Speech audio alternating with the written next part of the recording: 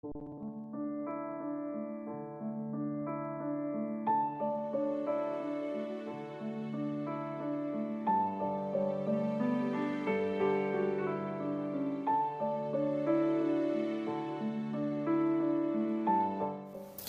sus Biblias abiertas, por favor, ahí en Mateo, capítulo 5, 21 al 26.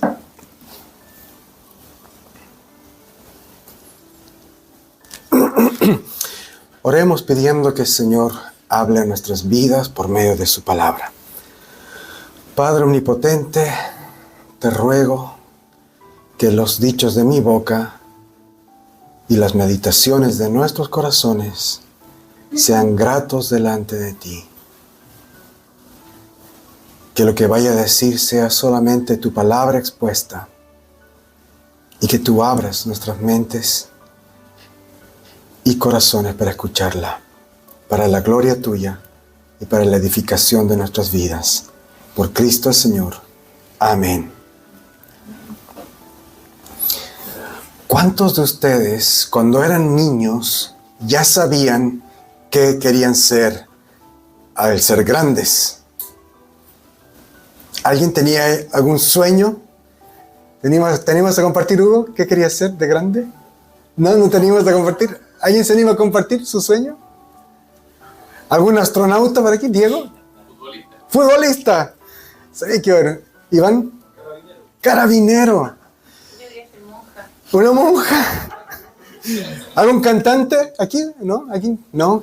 Sí, también cantante.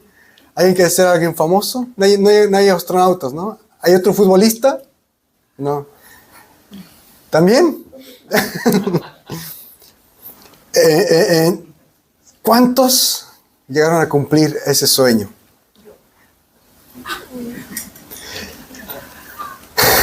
En mi caso, yo no sabía qué quería ser de grande cuando era niño.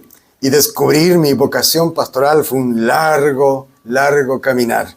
Algún día se lo voy a contar. Pero he conocido a muchos que desde niños tenían un gran sueño. A diferencia mía, muchos sabían qué es lo que querían ser. Pero el gran problema con estos sueños de niños es que nadie te dice cuánto cuesta alcanzarlos, ¿no es cierto? Podemos soñar como Diego ser el próximo gran jugador de fútbol de Chile. Pero ¿cuánto hay que entrenar para lograr un nivel aceptable de fútbol? ¿Cuánto hay que renunciar para alcanzar esa meta? ¿Qué hay que dejar atrás? ¿Cuántas horas de entrenamiento, de esfuerzo? Al final creo yo que la mayoría descubre que el deporte es más un hobby, algo que se practica un poco los fines de semana, no una profesión, no el pan de cada día. Eso es algo más inalcanzable, menos realista. Solo unos pocos logran llegar a ese sueño. Incluso en el mundo del deporte profesional, con todos los buenos jugadores que existen, ¿cuántos son conocidos a nivel mundial? Pocos, ¿no es cierto? Ese es un ejemplo nomás. La mayoría de nosotros que tuvimos sueños de niños, al crecer nos damos cuenta que esos sueños no son realistas, son inalcanzables, o simplemente nuestros caminos van por otro lado. Dejemos a un lado el deporte. Pensemos en nuestra condición como cristianos. ¿Qué nos sucede a nosotros con respecto a la santidad? Con respecto a ser como Jesús, a su estatura y a su imagen. ¿Es nuestro cristianismo una pasión? ¿Algo que le dedicamos esfuerzo, dedicación, nuestra vida entera? ¿O es como nuestro sueño de niño, algo que se convierte en un hobby que practicamos un poco los fines de semana solamente? El pasaje que nos fue leído hoy de Mateo nos lleva a preguntarnos seriamente esa pregunta, hacernos esa pregunta. En esta serie de sermones de Mateo hemos visto cómo Jesús comienza a enseñar. Él se aparta a un monte, sus discípulos lo siguen. Al comienzo del capítulo 5 vemos esto. Y ahí es donde Él predica este famoso sermón del monte. Y en este sermón Jesús enseña cómo es un verdadero creyente. ¿Cuáles son las características de sus discípulos? Él habló primero diciendo que sus discípulos son bienaventurados. Las bienaventuranzas. Y luego dice que ellos son como la sal de la tierra y la luz del mundo. Y todas estas son cosas maravillosas, pero son descripciones muy generales. ¿No es cierto? Danos un ejemplo más concreto, Señor, de la vida cotidiana. ¿Cómo debemos ser? Hasta ahora Jesús ha dicho cosas maravillosas.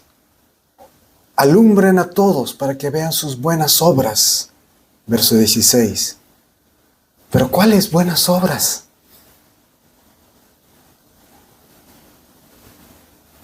Y Jesús dice en los versos 17 al 20 que Él no ha venido a ponerle fin a la ley del Antiguo Testamento, sino a cumplirla. Y luego dice algo muy potente, que la justicia de sus discípulos debe ser superior a la justicia de los fariseos. La justicia que Jesús exige es superior, más profunda que la de los fariseos y los maestros de la ley. Y recordemos que estos eran hombres fanáticos, dedicados, profesionales, más que un futbolista, de la obediencia. Su gran tema era la obediencia.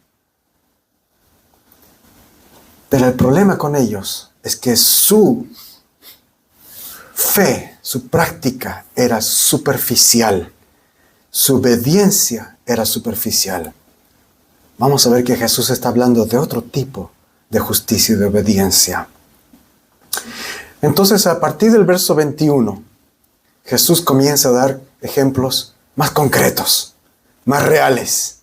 Hasta ahora sus enseñanzas eran generales, ahora empieza a aterrizar en la vida cotidiana de sus discípulos y empieza a dar ejemplos concretos de cómo la justicia nuestra debe ser y llega a ser superior a la de los religiosos, a la de los profesionales de su tiempo. Y Jesús comienza con algo muy común, real, que afecta a todo ser humano. El tema del enojo. Vamos al verso 21. Ustedes han oído que se dijo a los antiguos, no matarás, y cualquiera que mate será culpable de juicio. Nadie podía decir que nunca había escuchado de este mandamiento. Este es el 6º mandamiento de los 10 mandamientos. Y la ley era enseñada y repetida por todo descendiente israelita. Por lo tanto, en ese tiempo, todo el mundo, todos conocían muy bien los mandamientos y el castigo de desobedecer estos mandamientos. Y eso era lo máximo que los fariseos y los maestros de la ley llegaban a obedecer. La letra. Su obediencia se limitaba a satisfacer la letra muerta del mandamiento. Ellos leían esta ley y decían, no hemos matado a nadie. Entonces, con tal de no haber matado a nadie, hemos obedecido este mandamiento. Por lo tanto, no debo temer al castigo que viene por romper este mandamiento. Y estaban por la vida tranquilos y felices. De hecho, orgullosos por no haber roto ese mandamiento. Pero Jesús no les deja salirse con la suya, con una obediencia tan superficial, tan técnica. Y queridos, todos nosotros somos tentados a tener esa misma actitud de los fariseos. Al final de este verso, si lo leemos así, todos estamos bien, ¿no es cierto? Todos quedamos bien parados. Nadie en esta habitación, en este grupo de personas, ha matado a alguien. Y podemos decir, no hemos quebrantado el 6º mandamiento. Hasta el final de este verso, todos estamos bien. Pero viene el verso 22. Viene el verso 22. Y el verso 22 nos damos cuenta de algo fuerte. Pero yo les digo, Jesús hablando, yo les digo, que cualquiera que se enoje contra su hermano será culpable de juicio. Y cualquiera que a su hermano le diga necio, será culpable ante el concilio. Y cualquiera que le diga fatuo, quedará expuesto al infierno de fuego. El sexto mandamiento, no matarás, según Jesús, no está prohibiendo una acción. El sexto mandamiento va contra una actitud. No matarás. No está prohibiendo una acción. Está prohibiendo una actitud. ¿Qué actitud? Esta actitud que odia, que desprecia, que insulta. Todo aquel que se enoje contra su hermano será culpable de juicio. Pero yo no lo maté. No le toqué ni un solo pelo de su cabeza. Ni siquiera le dije lo que estaba pensando de él cuando me enojé con él. El solo hecho de haberte enojado te condena. Ahora, déjame decirte algo. Hay ocasiones donde el enojo es la respuesta correcta. El enojo en sí mismo no es siempre malo. De hecho, Jesús se enojó cuando fue al templo, ¿recuerdan? Y vio adentro del templo a los comerciantes y a los que hacían negocios. Él se enojó y los expulsó de ahí. Y nosotros también deberíamos enojarnos cuando veamos el nombre de Dios menospreciado o burlado. Deberíamos enojarnos cuando la maldad prospera y se sale con la suya. Hay un tipo de enojo que se le puede llamar enojo justo. El mismo apóstol Pablo reconoció este enojo cuando él dijo a los efesios, enójense, pero no pequen. O en versión Reina Valera antigua, airaos, pero no pequéis. Efesios 4:26. Hay un enojo que no es pecaminoso, que no nos lleva a pecar. Pero la gran pregunta entonces es, ¿cómo distinguimos? ¿Cómo distinguimos? ¿Cómo saber la diferencia entre un enojo pecaminoso que nos lleva a romper el sexto mandamiento y un enojo que no es pecaminoso? Escucha bien. Bíblicamente es fácil identificar el enojo pecaminoso del enojo no pecaminoso. El enojo, escucha esto, el enojo pecaminoso siempre es personal. Siempre comienza cuando se trata de ti. El enojo pecaminoso siempre tiene que ver contigo, con una ofensa. Jesús condena esa actitud, en esa rabia que nace de nuestro ego herido. Hermanos, muchas cosas en esta vida van a producirnos enojo. Muchas personas en esta vida van a producirnos enojo. Pero como cristianos debemos asegurarnos de nunca dirigir ese enojo hacia la otra persona. Jesús no está diciendo que debemos hacer como que nada importa. Hay que decir, a veces es necesario decir las cosas como son. Hay que decir la verdad. Lo que es malo, es malo. Pero nunca debemos dirigir nuestro enojo hacia la persona. Enojémonos con la situación, con la actitud, con la injusticia. Pero cuidado. Nuestro enojo cuando lo tomamos personal, cuando se trata de nosotros. ¿Y quién nunca se ha enojado con alguien de esa manera? Que levante la mano. Yo no puedo levantar la mano. Nuestros pensamientos hacia otra persona, nuestras palabras hacia otra persona, nuestros sentimientos hacia otra persona nos condenan a todos nosotros. Porque todos nosotros hemos albergado palabras, pensamientos, sentimientos de enojo contra alguien. Jesús dice, cualquiera que le diga a su hermano, tonto, idiota, será culpable ante el concilio. quedará expuesto al infierno de fuego. De hecho, la palabra que se ha traducido ahí como fatuo, como necio, es una palabra muy interesante. Literalmente es vacío. Cualquiera que le diga al otro vacío. Es un insulto muy común. Es el equivalente a decirle hoy día cabeza hueca.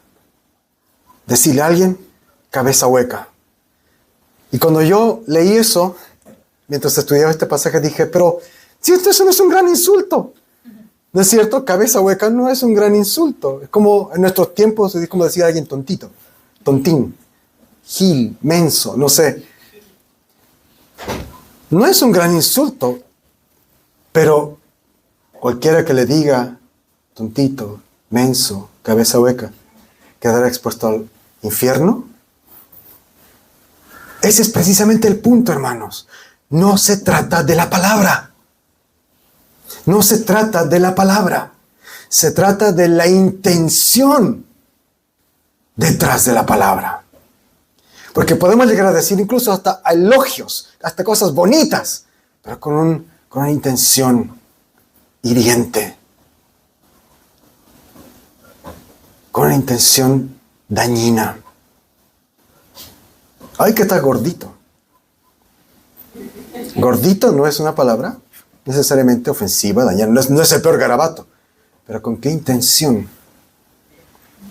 Por eso Jesús utilizó una palabra súper suave. Para decir, cualquiera que le diga cabeza hueca, a su hermano quedará expuesto al infierno. Porque Jesús está pensando en el corazón, en la intención. Nuevamente el tema aquí es el corazón. Esta es la teología del corazón. Da lo mismo la palabra usada para insultar al otro. El punto es que en tu corazón albergaste enojo asesino. Es la actitud, una actitud asesina. Jesús dice que esa actitud es grave.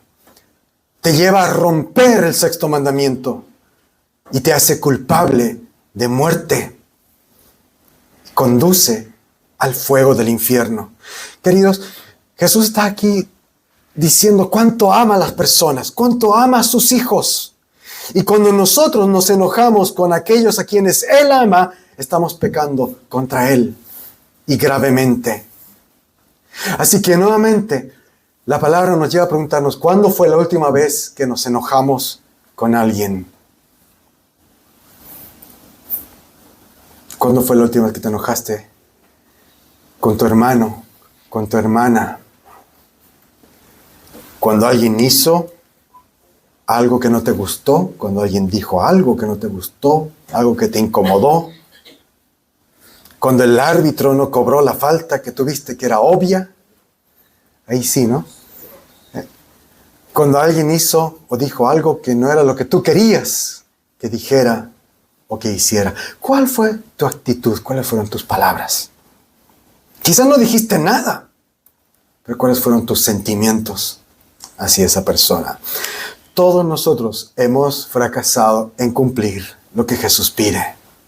Todos hemos desobedecido el sexto mandamiento: no matarás. Por lo tanto, merecemos la ira de Dios y merecemos la consecuencia de haber roto ese mandamiento. Queridos, si entendemos estas fuertes palabras de Jesús respecto al enojo y la actitud del enojo, entonces haríamos todo lo posible para evitar caer en ese enojo. El problema es que no hemos entendido, creo yo todavía, el peso de las palabras de Jesús. Y ojalá hoy día el Espíritu Santo nos lleve a una comprensión de cuán terrible es caer en los efectos del enojo. Y eso es lo que Jesús espera lograr en sus discípulos. En los versos 23 al 26, Jesús quiere que sus discípulos aprendan a luchar contra este enojo. Y Jesús les enseña cómo luchar contra este enojo. Y Él nos da 2 ejemplos prácticos de qué tipo de acción deberíamos tomar para luchar contra este enojo asesino. Mire el verso 23. Por tanto, si traes tu ofrenda al altar y allí te acuerdas de que tu hermano tiene algo contra ti, deja allí tu ofrenda delante del altar y ve y reconcíliate primero con tu hermano y después de eso vuelve y presenta tu ofrenda. El altar que Jesús está mencionando aquí estaba en el templo de Jerusalén. Pero hay un dato muy interesante. Jesús está predicando en el monte, en Galilea, bien al norte. Entonces, ¿cómo es que le está hablando a un público que está lejos del altar, lejos del templo? Cuando tú vayas al templo a depositar tu ofrenda, deja tu ofrenda ahí y regresa al norte, regresa a Galilea y reconcíliate con tu hermano. ¿Te das cuenta de lo que está haciendo Jesús? Esta gente que vivía en Galilea, quienes él está predicando, no viajaba muy seguido a Jerusalén. No viajaba muy seguido al templo. Jesús está describiendo aquí un acto solemne, muy importante, que rara vez sucedía. Los judíos viajaban a la capital, al templo, solo para celebrar las fiestas más importantes de su fe. Y Jesús dice que aun cuando algo tan importante está sucediendo, aun cuando has viajado lejos para algo tan importante, algo tan bueno para tu salud espiritual, pero tienes algo en contra de tu hermano, detente. No lo hagas. Por muy bueno que sea para ti, por mucho que hayas invertido tiempo y esfuerzo, dedicación, horas y dinero, detente, interrumpe lo que estás haciendo, porque hay algo más importante, más urgente, más necesario. Hay alguien contra quien te has enojado. Alguien que tiene algo en contra tuya. Deja lo que estás haciendo, por muy bueno que sea, y busca a esa persona y reconcíliate. Si Jesús hubiera predicado esto hoy día, quizás él hubiera dado otro ejemplo. Quizás él hubiera dicho: si estás yendo a la iglesia, y si estás en la iglesia cantando alabanzas, y te acuerdas que hay alguien que tiene algo en contra de ti, deja de cantar, sal del culto, búscalo y reconcíliate. Si estás en la iglesia y estás escuchando el sermón y estás por participar de la Santa Cena, deja de escuchar el sermón. No tomes el pan ni el vino. Ve y busca a esa persona. Pide perdón y reconcíliate. Así de fuerte es lo que está diciendo Jesús. Y solo entonces, regresa. Canta, escucha la palabra, participa de los sacramentos. El punto, hermanos, es que veamos que es importantísimo para nuestro Señor, es importante reconciliarnos. No debemos hacer y seguir como si nada hubiera pasado. Debemos hacer todo lo posible para reparar cualquier enojo antes de seguir participando en la vida cristiana. Así de importante es. Porque cualquier canción que cantes, cualquier oración que eleves, se va a caer al suelo. No va a tener efecto si es que estamos en enojo. Esto es importante, querida iglesia. Debemos solucionar nuestras dificultades, nuestros enojos. Especialmente entre hermanos, entre hijos de Dios. Ese es el primer ejemplo de Jesús. El segundo ejemplo está en los versos 25 y 26. Ponte de acuerdo pronto con tu adversario mientras estás con él en el camino. No sea que el adversario te entregue al juez y el juez al alguacil y seas echado en la cárcel. De cierto te digo que no saldrás de allí hasta que hayas pagado el último centavo. En este segundo ejemplo, Jesús está tomando un ejemplo de la ley civil, de una deuda, donde tú le debes algo de dinero a otra persona. Y Jesús dice que si hay algún desacuerdo, si este es un asunto por la cual la persona que tiene algo en contra tuya puede llevarte a instancias judiciales, no esperes a que te demande. Haz todo lo posible para ir donde esa persona y solucionar las diferencias, buscar soluciones. En el fondo es un ejemplo distinto, pero el método es el mismo. En estos dos ejemplos, el primero tiene que ver con las relaciones interpersonales, enojos que surgen en las relaciones. Este segundo ejemplo tiene que ver con algo más serio, un negocio, un asunto legal. Pero en ambos casos Jesús dice, ve, busca a la persona. Busca a la persona y reconcíliate. Eso implica pedir perdón, reconocer la falta, reconocer tu enojo. Implica humillarse a uno mismo. Implica buscar alternativas de solucionar las diferencias. Incluso si esa diferencia tiene que ver con deudas, con dineros. Busca la reconciliación. Soluciónalo. Ese es el punto. ¿Cómo hacemos esto? ¿Cómo tener ese estilo de vida cuando pedir perdón cuesta tanto? Somos orgullosos. El mandamiento de Jesús es tan fuerte. Nos dice, ¿es eso? ¿Humillarte, pedir perdón, reconciliarte? ¿O ser culpable de asesinato? Debemos buscar reconciliación o ser asesinos ante los ojos de nuestro Padre, con todas las consecuencias que conlleva ese pecado. El enojo pecaminoso, les digo una vez más, es aquel que se centra en uno mismo. Pero gracias a Dios tenemos la solución. Abre tu Biblia en Romanos 5 o presta atención que va a salir adelante. Escucha lo que la palabra de Dios dice para nosotros. Porque a su debido tiempo, cuando aún éramos débiles, Cristo murió por los pecadores. Es difícil que alguien muera por un justo, aunque tal vez haya quien se atreva a morir por una buena persona. Con mucha más razón, ahora que ya hemos sido justificados en su sangre, seremos salvados del castigo por medio de Él. Porque si cuando éramos enemigos de Dios, fuimos reconciliados con Él mediante la muerte de su Hijo, mucho más ahora que estamos reconciliados, seremos salvados por su vida. Y no solo esto, sino que también nos regocijamos en Dios por nuestro Señor Jesucristo, por quien ahora hemos recibido la reconciliación.